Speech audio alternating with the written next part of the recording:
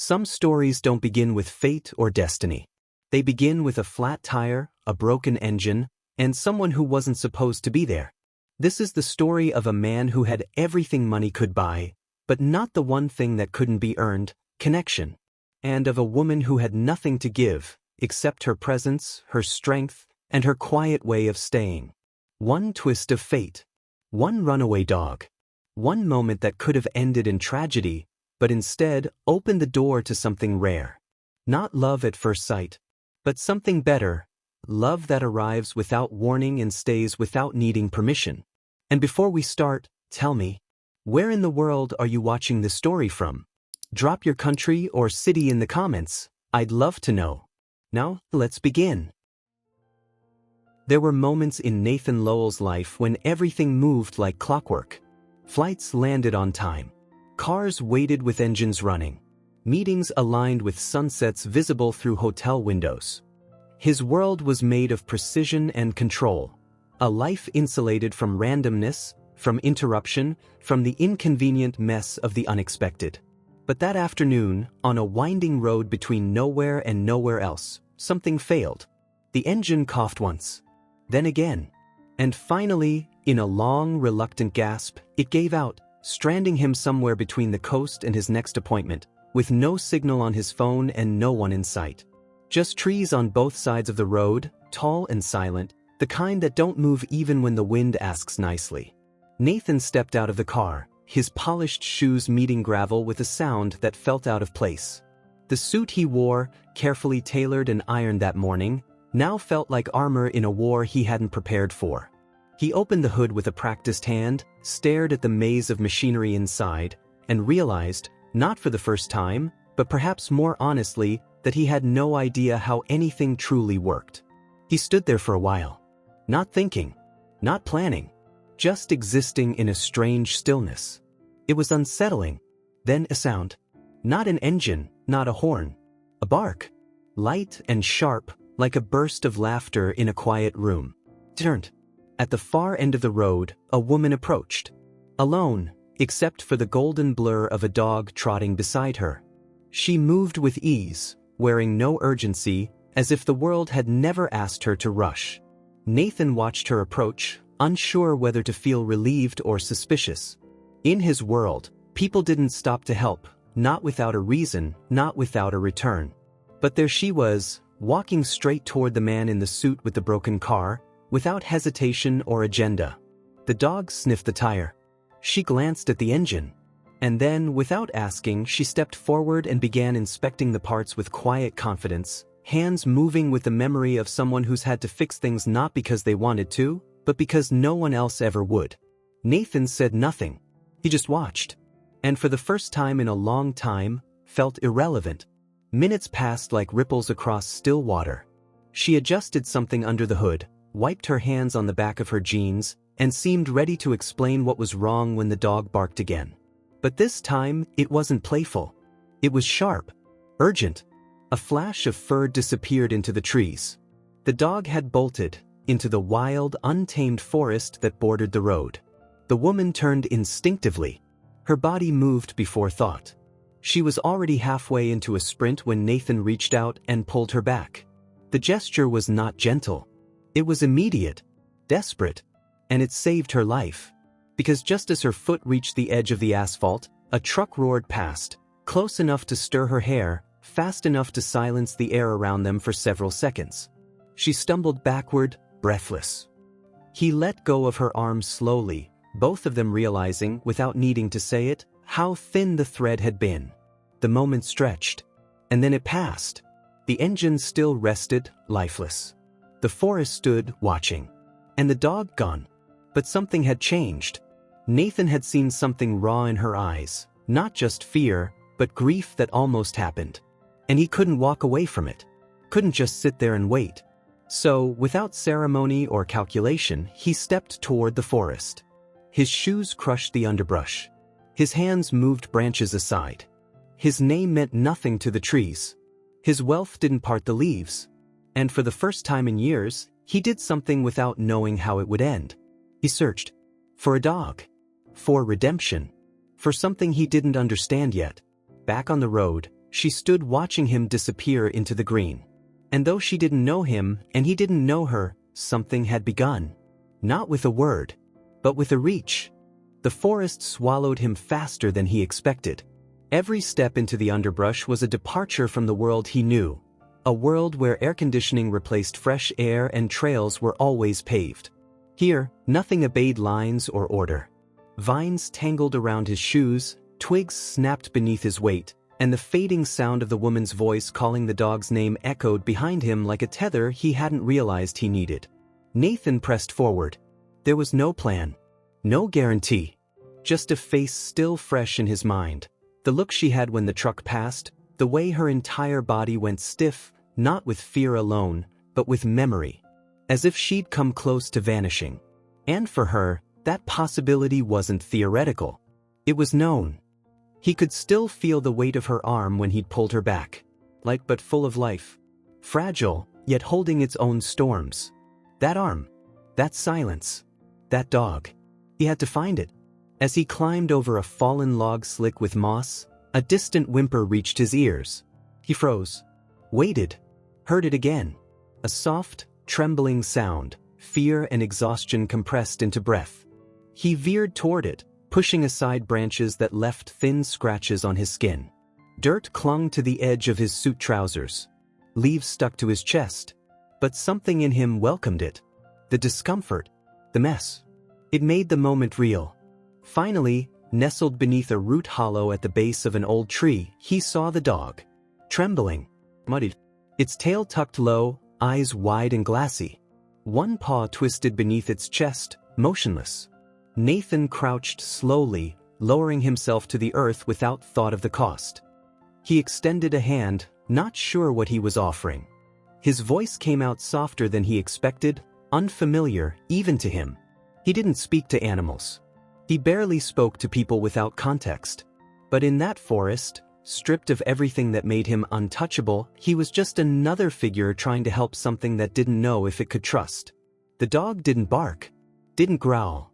It inched forward, slowly, until its snout brushed his wrist. Then its body followed, limping but willing. He lifted it gently, adjusting its weight in his arms. Its heartbeat fluttered against his chest, fast, but alive. And for a moment, Nathan just stood there, in the filtered green light, holding something warm and frightened and breakable. And it hit him, the strangeness of it all. This wasn't a meeting. It was a crossing. By the time he returned to the road, dusk had begun to flirt with the treetops. The sun lay lower, casting shadows long and uncertain across the cracked pavement. She was still there, pacing, scanning the tree line, her hands clenched at her sides in that way people do when they're bracing themselves to accept the worst. Her world, it seemed, had taught her that hope came with a price. So she paid in advance, expecting disappointment before it arrived, ready to walk away if it didn't. But then she saw him. And the dog. And her hands opened. There was no run. No dramatic sprint down the road. Just a stillness so sudden it felt louder than a scream. Her body froze, as if disbelief demanded pause before allowing joy. Then her face shifted, piece by piece, from defense to awe. A breathless, tear-glazed smile emerged not because it was polite, but because it had no other choice. Nathan watched her approach. She didn't ask how he'd found the dog. She didn't scold it for running or speak of the near-death moment they'd shared. She simply took the animal from his arms like someone reclaiming a part of herself. And he let go, not just of the dog, but of something else he didn't have a name for. They stood there in silence, with the forest behind them and the road ahead, a woman who'd once been alone and a man who'd never known what that truly meant. Between them, a moment neither could explain and neither wanted to. The car, almost forgotten, sat a few feet away with its hood still lifted like a yawn. She returned to it, her focus sharpening as if her emotions had retreated just enough to let function in. Tools appeared from a small pouch in her bag. Her hands moved with certainty. The engine clicked and coughed, like something being woken from sleep. Nathan watched her, not with admiration, but with recognition. This woman had learned to fix things. Not because she wanted to, because no one else ever did. The world had handed her broken pieces, and she'd taught herself to rebuild. And maybe that's why she hadn't run after the dog blindly. Not just because she loved it, but because she'd lost too much before. And when something matters deeply, it becomes harder to let it disappear. He didn't interrupt her, didn't ask questions or offer opinions. For once, Nathan Lowell, a man whose signature had bought companies, dictated markets, and rewritten contracts, simply waited. When the engine finally hummed with new life, she closed the hood, gave it one firm pat, and turned toward him. No ceremony, no applause. But something invisible had shifted. And it was just the beginning. That night, Nathan didn't drive away. Not immediately. The engine, now steady and faithful, was ready to carry him wherever he wanted. His schedule was still waiting, packed and merciless, blinking at him from a screen tucked in his briefcase. But something else lingered, something that couldn't be categorized or postponed. A weightless thread had pulled itself into the fabric of his life, and walking away from it felt like discarding something sacred without knowing what it was. So he stayed. He stood there, beside the road, under a sky that had begun to darken into soft indigo, unsure of what to say or do next. But she didn't leave either. Her bag slung over one shoulder, the dog cradled gently in her arms, she lingered near the car with the unspoken air of someone used to being alone, and strangely unfamiliar with being thanked. No exchange of names. No forced conversation. Just presence. Eventually, she gestured toward the passenger side of his car and asked, with a nod more than words, if he'd mind giving them a ride down the hill, toward a nearby town. Her home, she explained with a glance over her shoulder, was too far to walk now. Nathan nodded, unlocking the door and brushing away a few stray leaves from the seat as if that gesture could make the vehicle more deserving of her. She climbed in without hesitation. The dog curled beside her. And for the first time, Nathan sat behind the wheel not as the master of direction, but as a man unsure of the destination. The drive was quiet. Not awkward. Not cold. Just quiet. She looked out the window, watching the trees blur into evening shadows, and he kept his eyes on the road, though he found himself glancing at her reflection in the window more than once. There was something about her that resisted definition. She wasn't loud or soft, kind or distant. She simply was, fully and entirely, like a tree that had grown in wild winds and refused to lean the way others expected. As the car curved through the hills, he asked where she'd learned to fix engines like that. She didn't respond at first. Then, with a half-smile that barely touched her lips, she said something about growing up without safety nets. When things broke, you either fixed them or learned to live without. He nodded, though he had no true reference for what that meant. His life had always come with options. Plan Bs and insurance policies. Backup drivers, emergency contacts, golden parachutes. He'd never been forced to choose between survival and stillness.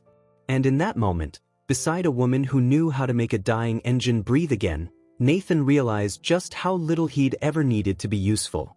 She asked him nothing. Not about who he was, where he was going, or what he did for a living.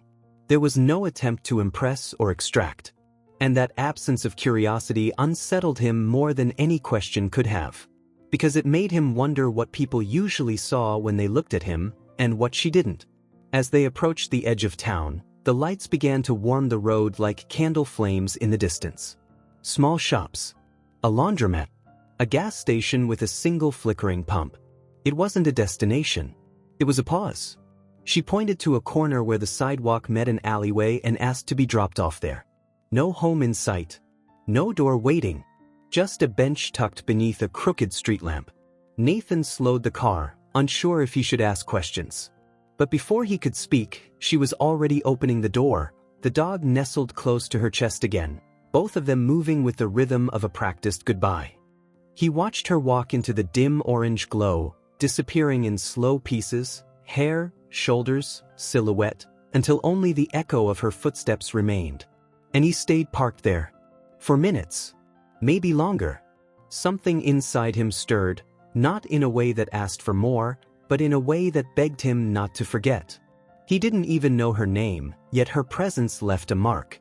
Like a fingerprint on glass after breath. Later that night, in a hotel room filled with things he didn't need, Nathan sat on the edge of the bed with the television off and the city beyond the window reduced to hush and pulse. He stared at his reflection in the black screen and tried to measure the strangeness of the day. But there was no measurement. Just moments. The moment she knelt beside his car. The moment her dog vanished. The moment their hands touched in panic, in warning, in the raw electricity of life and death brushing past. He closed his eyes. And for the first time in years, he didn't fall asleep to numbers or strategies or glowing screens. He fell asleep to the memory of leaves under his feet, a heartbeat beneath his hands, and a woman who didn't need to know who he was to remind him of who he might still become. Nathan returned to the city, but something had stayed behind. It wasn't his luggage, that was always carried, unpacked, repacked by hands other than his. It wasn't the meeting he missed, that was rescheduled with apologies and a soft laugh from the other side. It wasn't even the delay or the unexpected detour. No, what lingered was less visible. More persistent. Like a scent that clung to fabric after someone had left the room. He found himself thinking of her, not in dramatic flashes, but in quiet moments. In the clink of metal against ceramic at breakfast, he remembered the way her fingers moved across engine parts like she knew them. In the stretch of silence between video calls, he heard the stillness of that forest. And in the mirror, between the folds of his own polished reflection, he saw the dirt under his nails that had taken days to wash off, and something inside him wished it had stayed longer. Her image didn't haunt him. It humbled him. Because she had something he didn't. Not money. Not fame. But a kind of earned dignity, the kind that only grows where the world doesn't offer help, and you learn to build your own roof before the rain begins. A week passed. Then two. And the thread, instead of fraying, pulled tighter. He didn't know her name. He hadn't asked. And that became the echo behind every thought. The reminder that he, a man who prided himself on knowing everything, had walked away from the most honest moment of his year without even collecting a fact. So, on a morning without excuse, he got in his car and drove back. The road hadn't changed. Same winding turns. Same sleepy trees. But this time, it felt like a return instead of an escape. He reached the town before noon. The same bench sat beneath the crooked street lamp, casting its patient glow. The same gas station hummed across the street. He parked. Waited. Unsure of what he was hoping for. Maybe the dog. Maybe a glimpse. Maybe nothing. An old man walked by and paused when he noticed Nathan's suit. "You lookin' for someone?" he asked, with a voice made of gravel and smoke. Nathan hesitated, then nodded. "She's not always around," the man continued, like a thought already halfway spoken. "Walks dogs for people. Fixes things. Keeps to herself. Doesn't ask much." Nathan asked where she lived. The man pointed. Above the bookstore. Window with the cracked shutter. And then he walked off, his cane clicking against the concrete like punctuation. Nathan crossed the street. The bookstore smelled of paper and dust. Bells chimed softly as he entered, though no one greeted him. He browsed for a moment, not looking at titles but searching for courage. When he climbed the narrow staircase in the back, each step creaked like it was remembering someone. He reached the top, knocked once, and waited. The door opened slowly. And there she was. Not surprised. Not guarded. Just present. Like the forest. Like the bench. Like the moment between two breaths. He didn't have a speech. No rehearsed reason. But she didn't ask why he came. She stepped aside. He entered. The room was small but full of life. Plants in chipped mugs. Shelves stacked with mismatched tools. A sleeping mat tucked near the window. The dog stirred, raised its head, and then laid back down, already understanding that something soft had returned. They sat on the floor. No table between them. Just space. And slowly, in the kind of conversation that doesn't try to impress, Nathan shared pieces of his life, not the empire or the accolades, but the emptiness that sometimes echoed between achievements. The loneliness of always being seen but never truly known. She listened. And when he paused, she spoke about growing up with no one waiting at home. About learning to mend holes in her shoes with dental floss. About carrying grief not like a wound, but like a tool, something you keep close in case you need it again. There were no tears. but the air thickened with understanding. Two lives that had moved in opposite directions, one cushioned by privilege, the other carved by necessity, had intersected, not by force, but by chance. And neither wanted to move away. That night, they walked through the town together. No destination. Just motion. Just the dog trotting ahead, sniffing curbs and chasing shadows. Nathan looked at her in the glow of passing windows, and realized she wasn't beautiful the way people meant in magazines. She was beautiful the way forgotten things are when rediscovered. Not polished, but honest. And something within him, something long dormant, leaned toward her. Not to fix. Not to own. But to stay. It wasn't love at first sight. What grew between them didn't announce itself with fireworks or symphonies. It arrived quietly, like the light that creeps under a door at dawn, soft and slow, warming the room before you even open your eyes. Nathan kept coming back. Not every day. Not with flowers or declarations. Just returning. Sometimes with coffee. Sometimes with questions. Sometimes with nothing but silence and time. And she let him in, not all at once, not like swinging a door wide open, but like someone unfastening a lock they'd kept for too many years. There was no plan. No agreement. Only the unspoken permission to exist in each other's space. One afternoon, she was fixing a broken bike for a neighbor's child. Nathan sat nearby, pretending to read, though he never turned the page. Her hands were covered in grease. Her hair was tied in a loose knot that kept falling forward. The dog snored in a corner, stretched out like it had never known fear. He watched her work, not because he didn't know how to help, but because he didn't want to interrupt the way she moved when she wasn't performing for anyone. And that's when he knew. He didn't want this to end. Not the quiet. Not the company. Not the feeling of finally breathing without needing to prove anything. That night, as they walked past the diner near the edge of town, he stopped beneath the lamplight. The words came carefully, not because they were fragile, but because they were true. He asked her to come with him. Not forever. Not in the way people run away. Just to visit his world. To see where he lived. To know more of who he was when he wasn't in this borrowed simplicity. She didn't say yes. Not immediately. She looked at him like someone who had heard promises before, the kind that sounded sweet and turned sour. She wasn't afraid of him. She was afraid of leaving a place that had finally begun to feel like safety. But later that week, without fanfare, she packed a small bag, kissed the dog's head, and locked the door behind her. They drove together. Not as strangers. Not as lovers. As something in between, two people walking across a bridge they'd only just discovered existed. The city welcomed them with noise and glass and the ache of ambition. Nathan's world unfolded in tall buildings, elevators that moved faster than thought, and spaces that looked more like museums than homes. She didn't shrink. She didn't stare. She walked through his penthouse with the same calm presence she had in the woods, as if no environment could erase her sense of who she was. Nathan noticed, and he admired her for it. They sat on his balcony that evening, far above the street, where the world hummed below like a distant engine. She asked him what all of it meant, the art, the walls, the endless shelves of things. He told her the truth, that for years it had meant success, that every object was a reminder that he had won some invisible race. But now it all looked different, like trophies for a game he no longer wanted to play. She didn't offer advice. She didn't critique. She just listened. And for Nathan, that was the most generous thing anyone had ever done. The next morning, she made eggs in his kitchen. Badly. Burnt the edges, used too much salt. He laughed, really laughed, and took over, handing her a plate with a crooked smile. It was domestic. Ridiculous. Perfect. They fell into a rhythm that week. Not a routine. A rhythm. She explored the city on her own while he worked, returning with stories of things she noticed.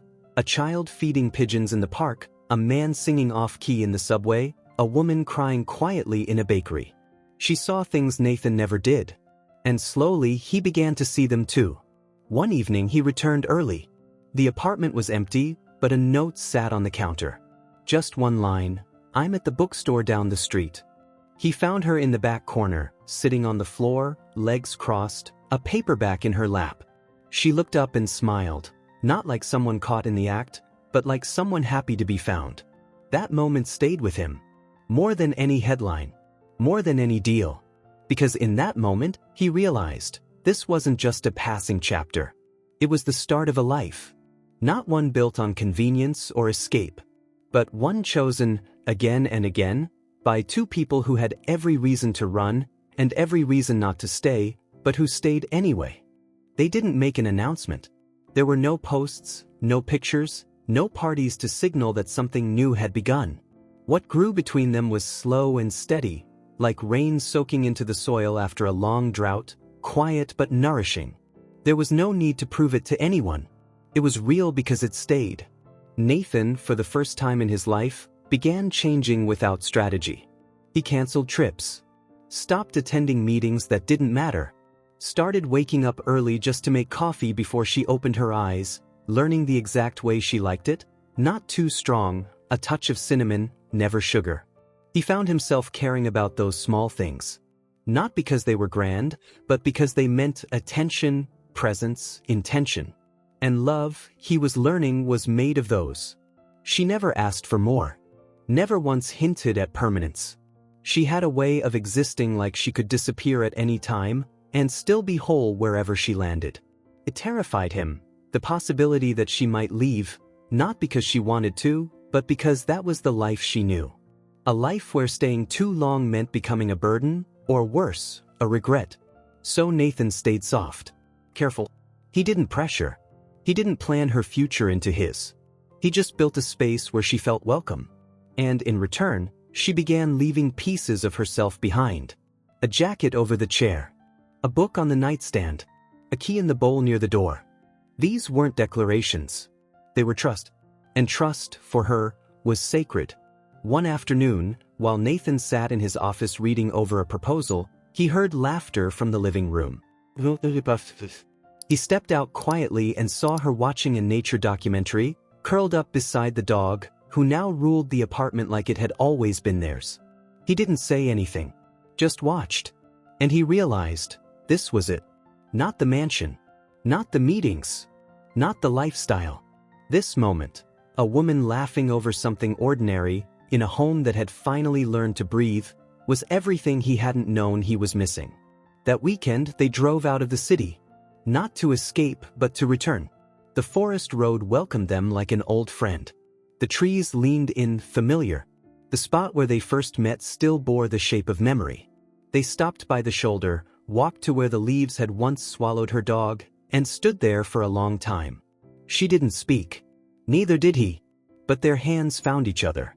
And their silence was not absence, it was fullness. Before they left, she knelt beside the roots and scratched at the dirt with her fingers, unearthing a small, rusted piece of metal from the ground, a remnant of his car, still there. She held it up, smiled, and tucked it into her coat pocket like a talisman. A reminder of the day her world nearly collapsed and opened. Back in the car, Nathan drove slower than usual. Not because of the road, but because he wanted it to last. This, he thought, was what people meant when they said life changes in an instant. But they always forget to mention that sometimes it isn't the instant that matters, it's what comes after. The quiet repetition of choosing someone again and again, even when nothing demands it. Weeks passed. The months. The rhythm remained. Some days were ordinary. Some had tension. But all of them were real. And for a man who had once built walls of glass and schedules, Nathan now found peace in unpredictable mornings and unscripted nights. He began giving more. Not money. He helped her fix up an old garage near the edge of the city. She turned it into a workshop, a place for anyone to bring things that didn't work. Bikes, radios, lives. He watched her teach a child to tighten a bolt and an old man to believe in his hands again. She didn't change the world, but she changed worlds, one by one. And he learned to follow, to support, to stay. There was no proposal, no grand reveal. But one evening, as they sat watching the rain hit the windows, she leaned her head on his shoulder and whispered, almost to herself, "I think I stopped running." Nathan didn't reply. He just kissed the top of her head and held her closer. And in that soft, wordless exchange, something passed between them that didn't need to be named. Because sometimes, love isn't a flame. It's a glow. A quiet spark that never burns out, because it never needed to. Thank you for walking through this story with us. If it made you pause, breathe deeper, or feel something unexpected, consider subscribing.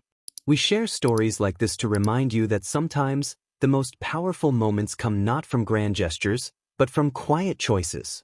From staying when you could leave. From listening when silence is easier. From seeing someone, and being seen in return. Now I'd love to know, what moment in this story touched you the most? Was it the rescue? The return? Or just the way love showed up without needing a name? Scroll down and tell us in the comments. We'll be reading every one. See you in the next story.